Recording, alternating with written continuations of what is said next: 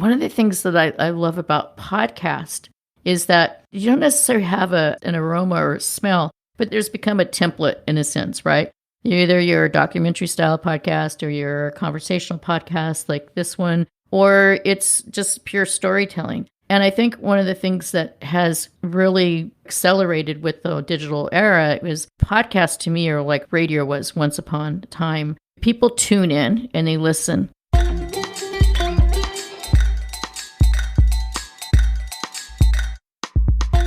Podcast Junkies, episode 296. So close to 300. Welcome back. I'm your host, Harry Turan, in case you didn't know that already. Maybe you didn't because you're new to the show. If you are, welcome. Maybe you came because you heard of the show from Sam Sethi and the episode we had last week where we talked about all things Podland related, podcast related, river radio related, wine importing business related. Sam is a great guy. He's an award-winning radio presenter, and he joined us last week to talk about all the things that are going on in his world. He's so busy, he's so smart, and he's got a really great entrepreneurial mind. So really enjoy anytime I get a chance to talk shop with Sam. We had a great conversation about his tech journey, his transition to angel investing, and all things podcasting, and he's just a hoot. So make sure you check that out, Sam Sethi 295. I'm grateful for the opportunity to partner with Focusrite. I'm so excited to talk about their newest line of sound cards, the Vocaster. It's got an endless list of features. I'll go through a couple here. Auto gain, easily set your levels with the click of a button. With more than enough gain on tap, 70 dB, no booster needed. An enhanced feature which allows 4 podcaster-approved voice presets, which will bring out the best in any voice. You can silence the mic with the touch of a mute button and record phone calls, high-quality music, or any audio from your device seamlessly. You can record to a camera, directly to its memory card. It's got a loopback feature to stream calls or any other audio you can think of from your computer, and 3 amazing packages of software, Hindenburg Lite, 3 months of Squadcast Pro plus video, and 6 months of Acast Influencer. What an amazing package. You can learn more at podcastjunkies.com/Vocaster. This week, I have the pleasure of speaking with Donna Loughlin. She's the host of Before It Happened, and she joins us to talk about the insatiable need for human-to-human connection, manifesting what you want in life, and her desire to tell stories that aren't being told. The topics range from flying planes and driving race cars to her journalism career, and the fascinating conversations she's been able to have on her show. I'm really making a conscious effort to connect deeper with my guests and just ask some more personal questions and just see where the conversation takes us. And I'm really happy at where they're going, and for the ones that are recorded and in the can already, excited to share those with you in future episodes as we get close to 300. If you are enjoying this episode and if you've never left a rating or a review, well, today is the day. Head on over to ratethispodcast.com/podcast junkies. I love reading these out on future episodes. If you are delving into the world of value for value, head on over to newpodcastapps.com.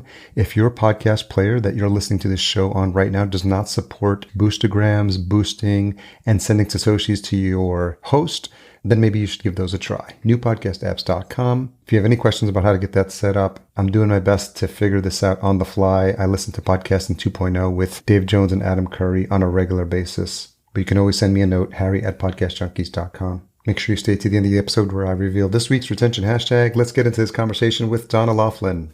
So Donna Loughlin, president of LMGPR and host of the Before It Happened podcast. Thank you for joining me on Podcast Junkies. Thank you so much for having me. Where are you dialing in from?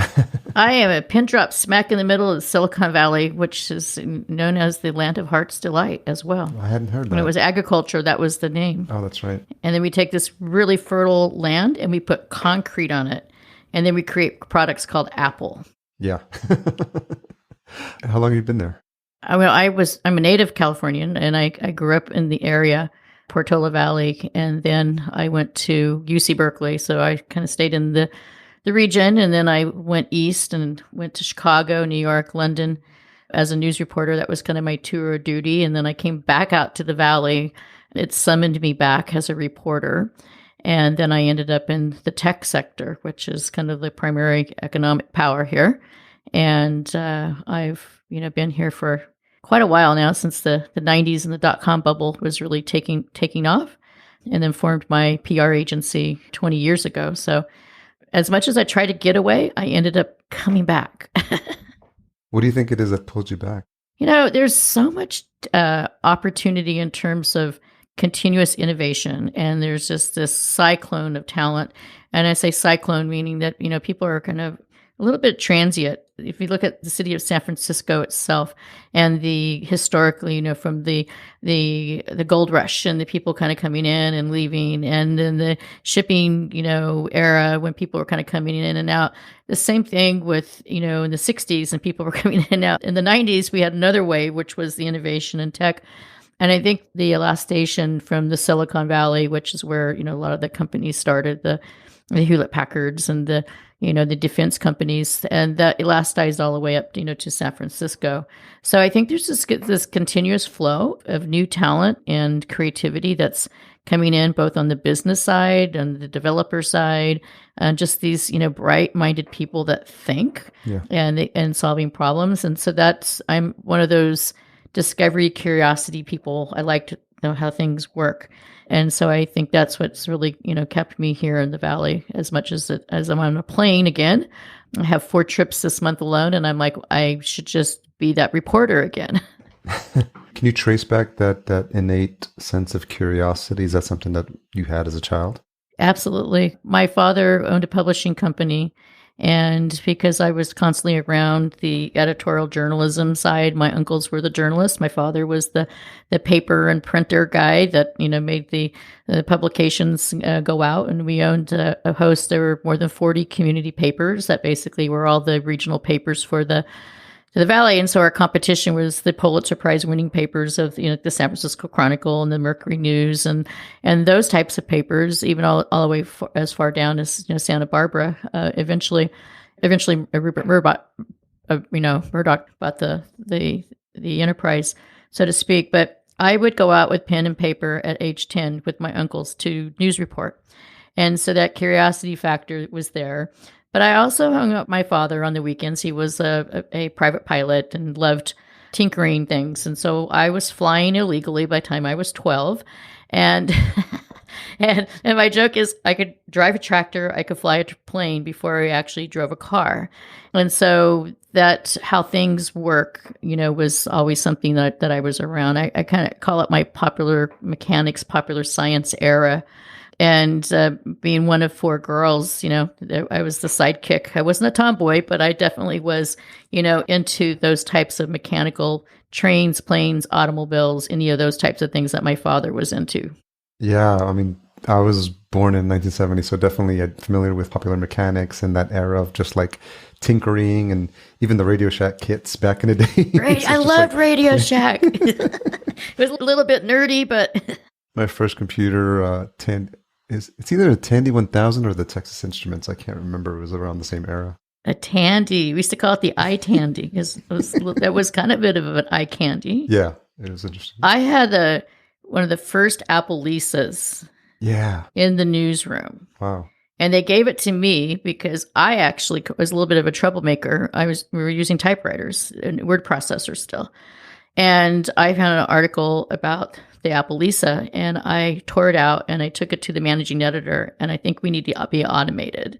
And network was still a kind of a new thing, and nobody was really on the internet yet, so it's kind of how fast it went.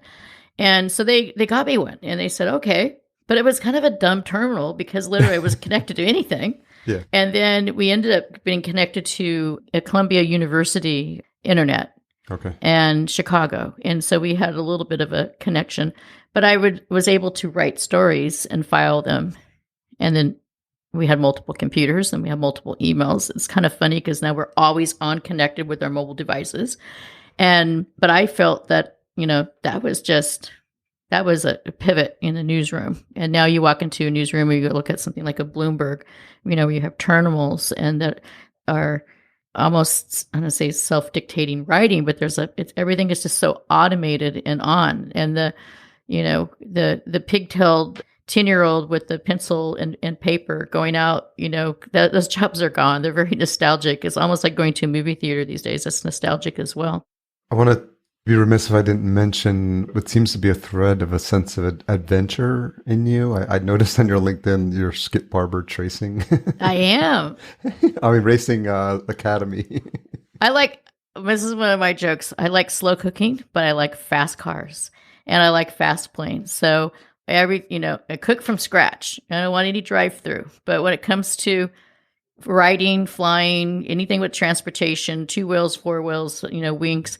Yeah, I did. My father actually had me go to Laguna Seca, which is now called WeatherTech, for my driver's training. Most fathers would just have you put you in a DMV approved course. Sure. And he said, you know what, Rocky, if you're going to learn to drive, you're going to learn to drive safely. So I went to Laguna Seca, and then I went to Skip Barber and a couple other schools. I drive very pedestrian on the road, but I think it is a skill that has become really valuable because I work a lot in transportation, and I have a lot of automotive and transportation clients. So I work with electric motorcycles and electric scooters. I work with, aviation, electric tractor, a lot of mobility and transportation companies. And so that firsthand street knowledge becomes really, very valuable in those conversations. What was your biggest takeaway, or how did your driving improve as a result of the time at Skip Barber? Very situationally aware. The way I was taught was that pretend you're in a fighter, you're a fighter pilot in a jet, and you need to be situationally aware of everything around you, not just what's in front of you, behind you, but there's a left and there's a right. And when you fly a plane, there's no rear view mirror. I always tell people there's no rear view mirror. Everything everything is forward. There's no back and there's no reverse. So you apply that same kind of foresight. And this is what I'm fascinated about technology today. If you look at all the sensory detection that's in, a car like a Tesla or a company I work with, Damon Motorcycles, they have all the sensory detection. So situational awareness is really valuable for safety, for information, and just for, pure, I think, enjoyment as well, is that when you're moving at 200 some miles per hour, you need to be aware of your surroundings. Do you drive a stick shift? Oh, I can. I still, yeah. Okay. I do.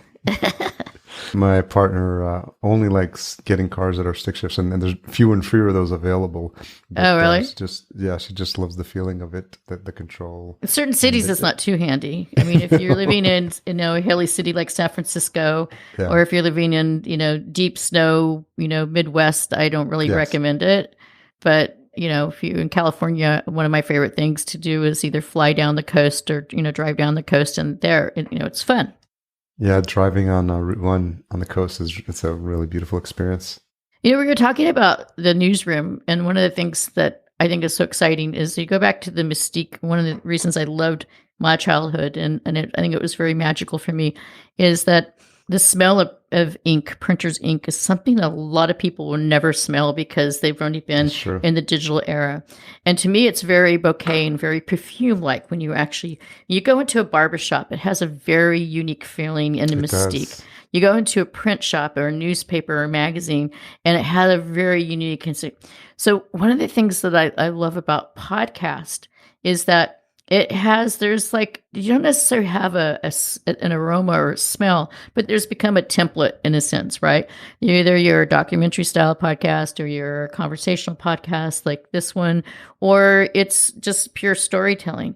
And I think one of the things that has really, accelerated with the digital era was podcasts to me are like radio was once upon a time, the importance of radio and audio. And audio is so important to us in everything that we do, whether you're a race car driver, which I've not, but I've raced, or you're flying a plane, or if you're just on an airplane listening, to a podcast, people tune in and they listen. People in conversations oftentimes don't listen, they respond. And so if we all learn to listen better, then our sensories and everything we do, whether it's driving a car, a 5-speed, an automatic, whatever, flying a drone. I always tell people, look up. No one looks up anymore. They look down at their device, not situationally aware, right? And I think that's one of the things that I personally like with the evolution of going from where we once were to the whole digital era, is that it's like video games for kids. I always tell parents, fight your battles. Phones are always a battle with parents. I know because I have 2 kids and it was always a battle, the phone time and what they're going to do. But when you play video games, to me, it's about dexterity. It's about collaboration. It can be, there's a lot of, shooter games. I think I have, I'm on the fence of that because there's a lot of controversial content there that I'm thinking, I don't think a 10-year-old should have access to that. But when it comes to some of the nimble and the dexterity and the kind of collaboration, the creativity, and those are things that can be applied when, in a useful manner. And I think that's one of the things that the digital era has given us an opportunity to make choices. Not all podcasts are one size fits all, right? Yeah. And so there's certain top level podcasters that I'm just going, I don't think I'm that audience, right? But I tune in and listen because sometimes I find I learned something. And so constant stream of learning is what I think digital content is about. There is something intimate about podcasting that I think I was drawn to. It's just, if you're focused, if you've got your headphones on, and depending where you are, you can either be doing it in passing as you're doing other tasks, but just the intimacy of just hearing the conversation when it's done well between two people and you feel like you're being drawn into their world and you feel like you're understanding a little bit of their story. And again, if it's a topic or a person that you're interested in, you're resonating with them and you're feeling like, part of their world. And I think that there's some aspect of it, and this has happened to me in the past, where I feel like it makes me a better person and it connects me on a human to human level with other people when it's done right. Do you think, it is augmented reality. Do you think podcasting is like augmented consciousness? I think so. Because if you think about what connects us all as humans is our stories. And that's the focus on this show. Like early on, I had scripts, not scripts, but just questions like everyone else had. I had my list of questions, and I realized I would get through them, and I wasn't getting anything out of the conversation. And then I had one that was only I had a 30-minute window, and I just had to toss it and just be talk like a normal person does. And I just realized that that's more important. It's not easy. It's something that I had to learn over time, just how to be just more curious, just be a good listener, be comfortable with silence, be comfortable with asking open-ended questions and waiting for an answer, not trying to rush to fill the space.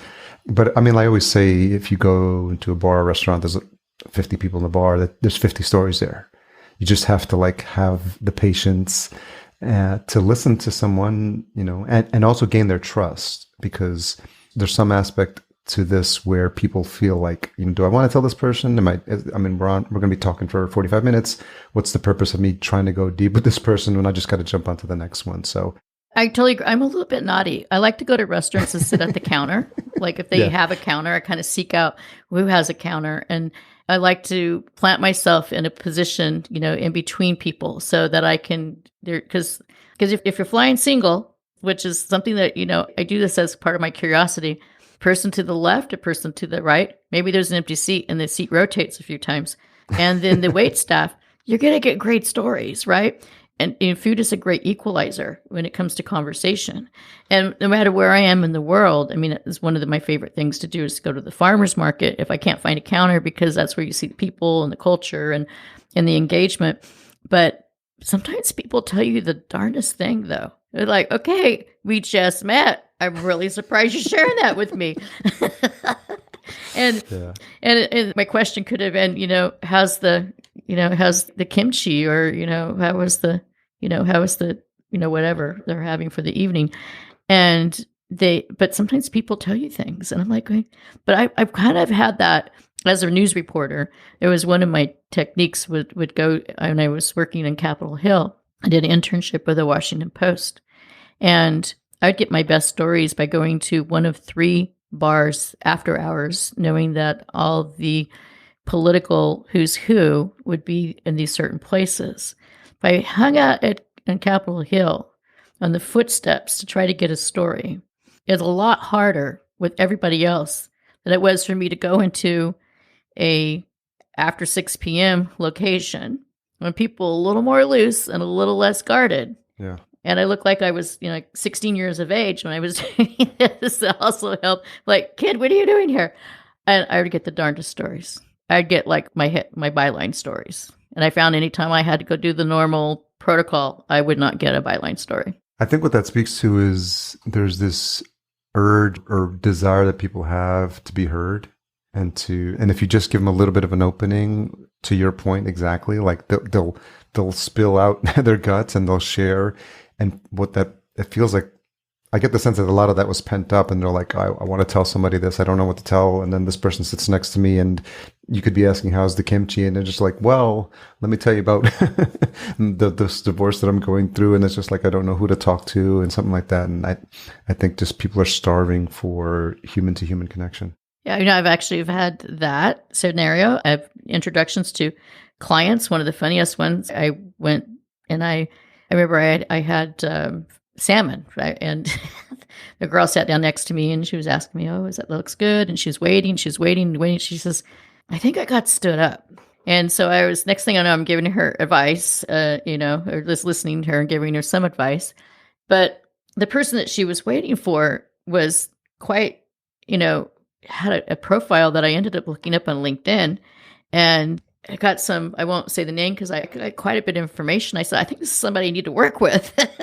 And I never would have discovered this person. And I ended up working with him for about 3.5 years. Oh my so goodness, what ended up being her loss was my gain, which was kind of funny. I never did tell him exactly how I got hit, the inkling, because he was pre-funding and going through a whole process. But she kind of spilled the beans and gave me enough fuel to think I better get in on this one right away. So she got stood up, but I got, elevated up. How old are your kids? My daughter just turned 20 and my son is 14 months prior to her, 21, but I adopted them. Okay. And they came from Russia with love, Oh, wow. 2.5 and 4. And the same year a year after I started my business. Wow. So call me crazy, but I thought, hey, create a business, create a family. Yeah. It's like 2 launches. I know how to launch companies all the time. So if I'm going to, Launch family. Yeah, back-to-back launches. But I have a little bit of a joke, though. My daughter was going to save the world. She's a sociology major, and she loves working with seniors and vets and is focused on affordable and sustainable housing. So her summer will be spent doing internships in those areas. And my son is the total opposite. He looks good. He smells good. He sounds good. And he's going to save the next 30% discount on a designer sell, the next Prada sell. So I got bookends. I got one of each. And, it's kind of like, as I say, it's my yin and my yang. But they, it's interesting. Their generation has grown up with digital everything, right? Sure. And they listen to, they're not on Facebook. That's for old people. Even though it's called Meta. Yeah. It's for old people. Snapchat, Instagram, those are kind of the worlds that they live in. And my daughter listens to a lot of educational news podcasts as one of her forms of when she's working on doing grants and deep type of, research and stuff, which kind of surprised me because I didn't know that those were the things that she would listen to. She even listens to my podcast, which makes me feel good. That's good. And my son does not, because it's not really his, his exploration. I'd be remiss if I didn't ask if what's happened with Russia and Ukraine has had any impact or has affected any of the conversations you have at the dinner table. Yeah, well, they're both away at school, but I did have a conversation because I have clients, Ukrainian clients. I have Russian clients. I have a neighbor who lives to the left of me is from the Ukraine, and I have a neighbor two houses down that's from Russia. So it's in my community, it's in my daily life, and I have a lot of empathy for the whole situation. But I basically told my kids, I said, I'm going to give you one PR party line, and it is one man's ego does not define a people or its culture. And because I do want them to be proud to be for their origin and being, they're from Kaliningrad, which is this little in the Baltics. They're not responsible or accountable for any of these atrocities. But at the same time, I wanted to be really aware. So I gave them literally a fortune cookie statement. And I said, if you need to use it, this is what you use. If you really want to understand and read, then I have a couple of resources that are extremely valuable that were pointed out to me by my Ukrainian clients. And I have, a company I work with that is running the company between 2 countries right now. And the team is disparate. Some are working in bunkers. Others have had to send their kids away. I mean, it's real. It's unfortunate. I do think the the one thing that we can all learn of, is empathy and understanding. There's a deep, deep, history that goes beyond just what's happening now. Is it acceptable? No. I'm not an expert, but I look as a news reporter, former news reporter, and I'm passionate about the documentary style reporting. I do know people that are, on the front lines. And I used to do what Anderson Cooper would do when he was in, during the Gulf War. And I was reporting, and my joke was, he has a posse with the whole logo and stick. I literally would be out there doing the same type of field work with my backpack and a little microphone and go out and do stories. It's a really challenging and oftentimes unsafe job to be a reporter. So I'm thankful I'm not doing that now. Yeah. Because there's just a lot of, but I was in Russia several times, and I was in college and graduate school. I went when the economy and everything was changing dramatically, and I was able to go there and be a reporter and see how controlled it was, and it was managed. And there are other countries that do the same. Journalism has changed in America. And so I personally feel that one of the things that I learned that I carry into my podcasting is I want to bring an authentic story. And you mentioned, that everyone has a story. I think everyone does have a story. It's how do you get to that story? And how do you get to the integrity and the genuineness of that story? There's certain things that I won't ask people. It's common sense. I don't want to be Barbara Walters and ask that one question that's going to bring the house down. Question, yeah. Right? But I do feel that if we come from a place as a humanity, I have hope that we will realize, that war is not only bad for people, it's bad for the earth, it's bad for the planet, it's bad for sustainability, it's bad for economics. And you put all those together and you have a hot mess. And unfortunately, egos do get in the way. And old book, All Quiet on the Western Front, one of my favorite descriptions in there is when he basically says you take all the world leaders, and he's talking about Mussolini and Hitler and everybody, and take them to the Grand Canyon and let them have a piss. See, you could go the further, the biggest ego. And it's like, it's the fire hydrant scenario. And I agree that is something that it's like reading a Kurt Vonnegut book. When you read a Kurt Vonnegut book, it sticks in your mind for a long time. And that, I think that's exactly what's been happening. And unfortunately, that's hopefully we're going to unravel it soon. In your time as a journalist, did you ever feel like your life was threatened, or did you feel like you were in harm's way? Oh, yeah. I had a couple of times that literally I didn't think I was going to make it back to my, apartment, needless to say, back to my country. Two specific ones that, that kind of always kind of still make me a little bit prickly or tingly today. When I was in Northern Ireland, and I was doing a story on culture and art, but I ended up going to this little pub, and you have to be very aware, right? And then it's talking about situational awareness. You should be very aware who you're talking to and blend in the best you can.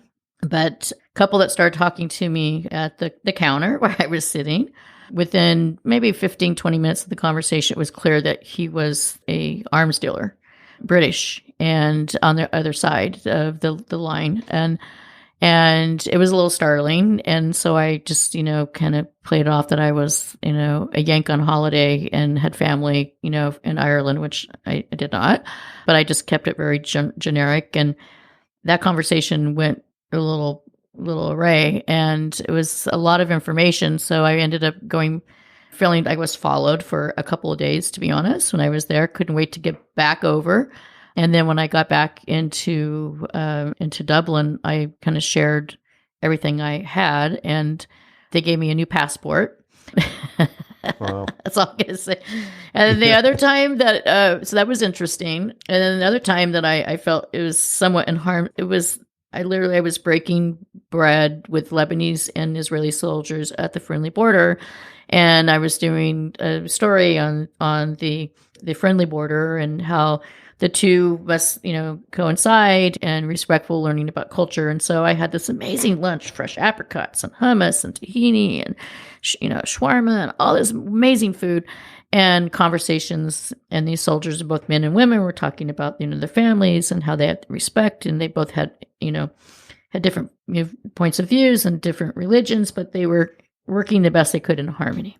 It's what you don't see in the news. Yeah, of course. Literally, towards the end of that lunch, there was air raids go off and the border shut down. Somebody had come over the fence illegally, and I was rushed into the underground bunker and pitch dark for the next 3 hours. I didn't know who was in there with me. And so you don't say anything. And when I came out, I kind of knew who I was in there with, but I was in a protective mode because I was an American traveling on an American passport. Israeli and American forces were, working very closely together. So I was most likely, whisked in there very quickly with, a combination of, Central Intelligence and snipers and whatever, kind of not, what you signed up for when you're going to be a reporter. But those are just a couple of things. But, I had an uncle, a great uncle that was in World War II as a war correspondent. And I read his diary when I was in college. Wow. And he was British. And it was really interesting to read what he wrote and his experiences. And the humanity, the human, his thoughts and what was happening, the integrity of what he was reporting on. And it was really about the people and going into areas and really talking and getting that authentic story about, the homemaker, who have flour to make bread because, there were rations, but she would find another means to be doing that. And things that were stories about people and survival and culture and people coming together. I ended up giving that diary to a professor at Columbia University who used it for one of his books that he wrote. Yeah, so I think one of the things I pride myself is, and you were talking about listening and having conversation, is that, and I asked you, before we started, what is that picture behind you? Because the picture behind you, which is in New York, you shared, that you're from there and what that meant to you. And so I already knew something more about you just because of the picture hanging behind you. And then when I was a kid, I'd go trick or treating, and the door would open, and most kids would say trick or treat and run with the candy. No, I didn't interview you. I'm like, wow, is that a Black Forest clock? Is that a Andy Warhol painting? And it would be like, get out of here. But that was just, I don't know, that it was kind of charming to me. What's behind the door? Yeah, because I think most adults would not expect a kid to have that sort of interest. But I always, this through line of your experiences, it's the sense of adventure. It's the sense of curiosity, of wanting to learn more. We've talked about your nickname Rocky is because of your love of rocks. It is. I heard that in an earlier podcast episode, and just how you're into the adventure side of things and being a journalist. So what I noticed, what I thought was interesting about what you talked about, I think in the trailer for the show, is your desire to tell stories not being told on the podcast. And I'm wondering, as you're getting into the new season, you talked about that. You did a recap of 2021. What were some of the things that surprised you in these conversations you were having on the show? You know what? It's interesting because you want to be selective, right? And so you look at an array, and I think there's unicorns, big, publicly traded companies, and people that are constantly like on tour on podcast. And I love to hear those stories. I thought, I don't have access to those people. I'm not going to necessarily pay premium fee, but I'm looking for the, I call, more the pony, the person who is actually going to be that person. And eventually, or they've created, they have a meaningful and thoughtful idea or movement of facilitating change, and it will become the standard in the future. So that's what I really kind of look for when it comes to the entrepreneurship and the visionary. And so like this week's episode that's coming out is amazing. I can't even remember where I found him. It was an article. I'm constantly pulling the articles and things out, but he's a former aerospace engineer for Boeing, but he's a food scientist. But what I can make the parallel really quickly is that when you're flying an airplane, you need to be very, very focused. There's multiple things that you're doing. And the same when you're creating a food, in his case, a plant-based food, cheese. I love cheese. I can't take cheese out of my, it's not going to happen. Well, he's created a plant-based cheese because he's a vegetarian. Yeah. But the parallel between everything he knows as a pilot and the intricity and the detail and the formula and the recipe is very similar to being a pilot. And he hadn't really thought about that. But to me, it's just natural, right? And you picked up on my whole adventure part, which is very true. And oftentimes that's what I find, that discovery and conversation. If I'm talking to somebody, about blockchain, but blockchain by itself, we've read a lot and heard a lot about it, might not find interesting. But then I had this person's an avid sailor. And, how does that actually play? Or they have a black belt, or they have something that they kind of put in their repository or their Rolodex and they didn't think about it. And making those connections of what, before it happened, which is the name of the podcast, what happened before it happened that made you think that you're the chosen one, you're the one that's going to fix this problem. We're going to, electrify agriculture, or we're going to, flip the animal pet supply chain and take animals out of the supply chain and make it vegan. We're going to reduce the carbon footprint, with, 2 wheels vehicles. So all these complex ideas that I'm fascinated by, because I didn't think of that. And oftentimes I get the Inspector Gadgets where they open up their coat. You ever saw the movie with Andrew and Matthew Broderick? And he opens up his coat and you just see all these gizmos. I go to a lot of those meetings and I'm like, do we need that? I don't think we need that. I think I already have that. I don't think I need another, device, IoT device type thing. Yeah. So I think finding the next big thing, I think that's part of the discovery process. I'm fascinated. I read and watch a lot of things related to science and space. So NASA and SETI and Solve for X and those types of things, and going back to popular science. But the race for space and what can be done in agriculture and transportation and medical, and the discovery process to me is more interesting than the fact that Richard Branson and Elon Musk are going up. I'm a little insulted they didn't call me to go up, because I'd really like to go up. But just this week, I interviewed somebody who came from the creative arts and wrote a script on space. And that changed her entire career to now be leading and being the leader of a space contest for girls and getting girls more involved in space. Knew nothing about it, but she had access then to NASA and other types of research.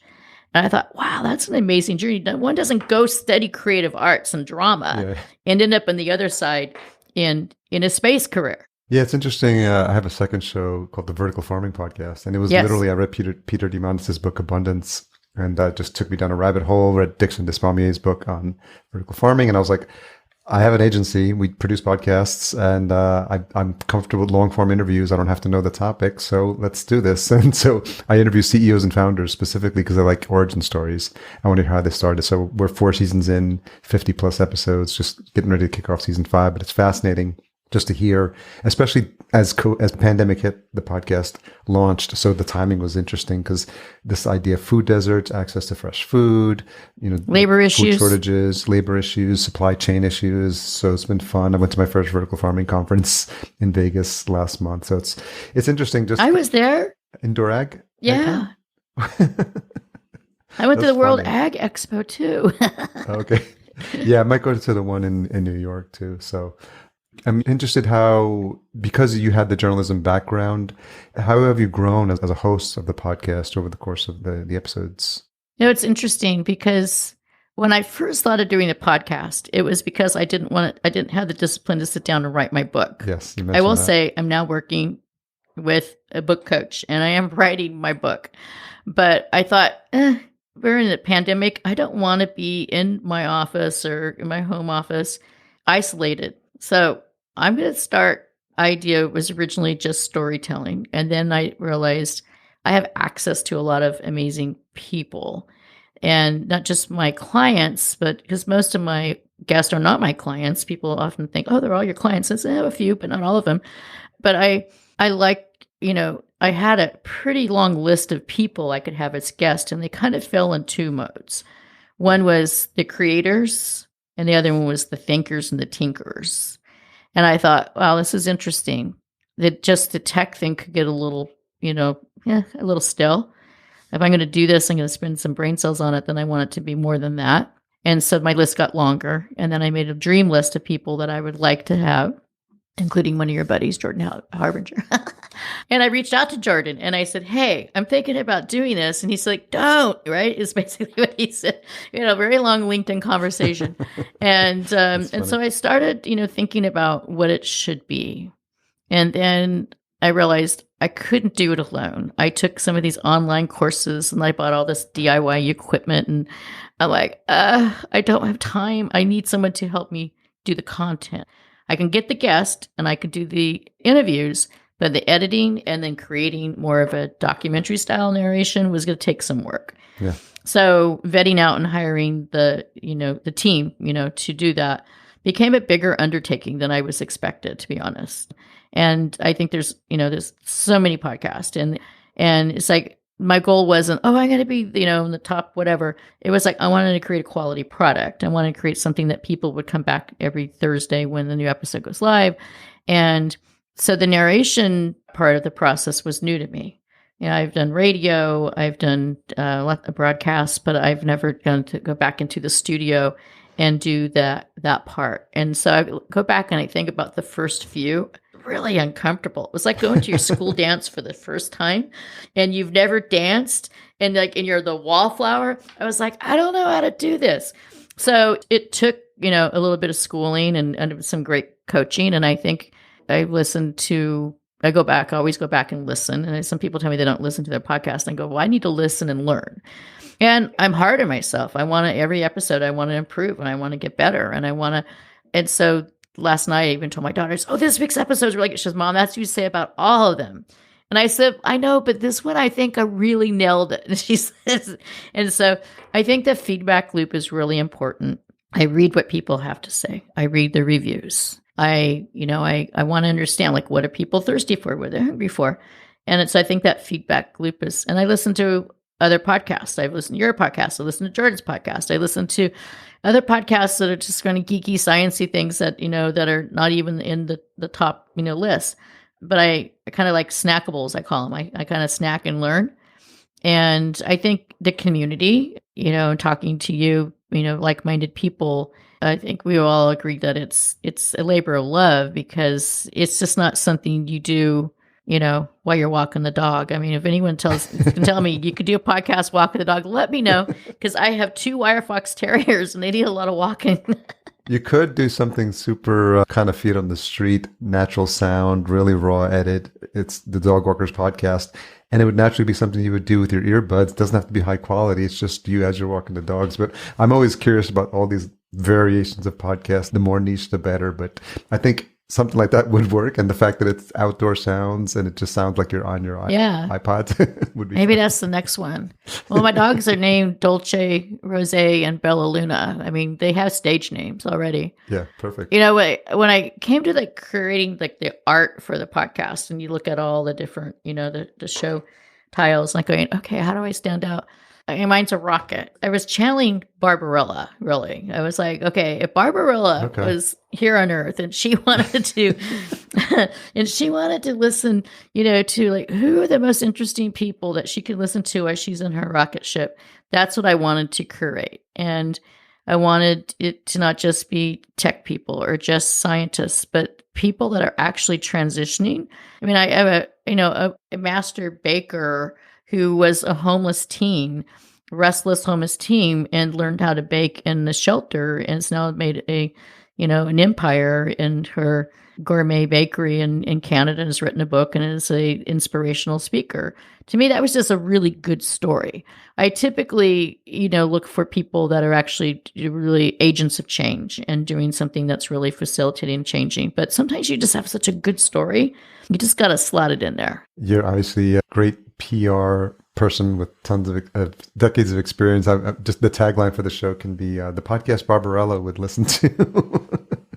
And people would have to know that reference, obviously. So I'll make sure we get the link to the movie in there as well in the show notes. Yeah, Barbarella. I have a huge poster of her in my home, and Yeah, it just that's Jane Fonda, right? Yeah, Jane Fonda. It's totally campy, kind of futuristic. I also have a Ray Bradbury R is for Rocket, original signed book art, and that type of stuff is always. I am going to go to space, but before I do that, I need to write my book. And so the book that I'm writing, which will hopefully be done this year, is basically if you can't hire me, you can read the book. Okay, that's good. It's basically, think of it as your companion to being your own, PR agent.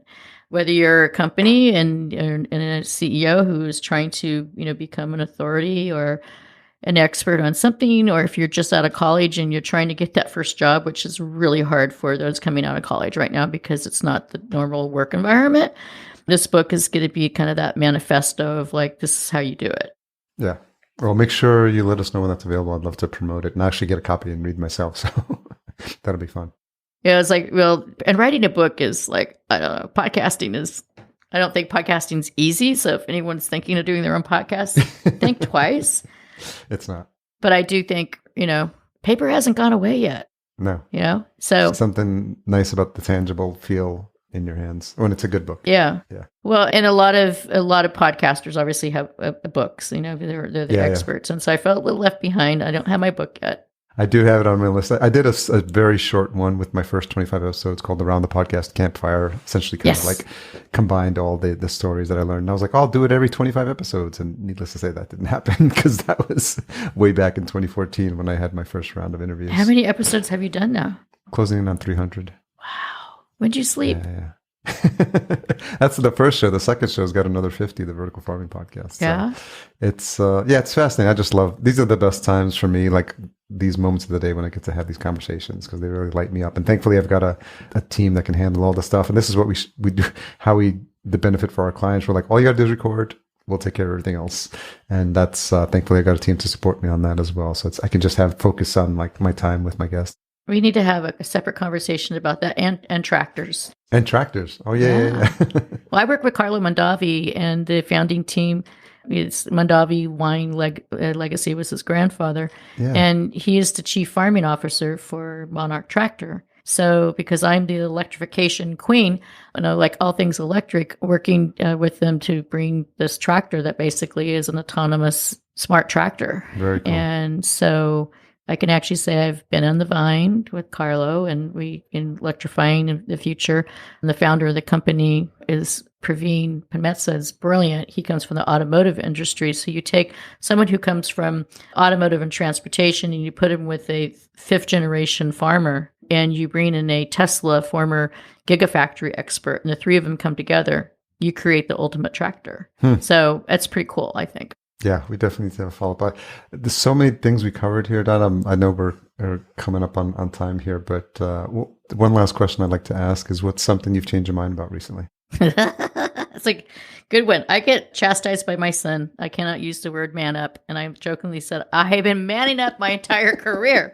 So I have, not to insult anybody, but the new terminology is manifest. Just keep manifesting good things, manifesting good things for the world, manifest good things for yourself. So I've been manifesting my book, my podcast, and I think I'm switching that word. I like it. Well, thanks to your team for manifesting this conversation because we ran in some similar circles. So I'm glad we got to finally connect, and I feel like we're definitely have a follow-up.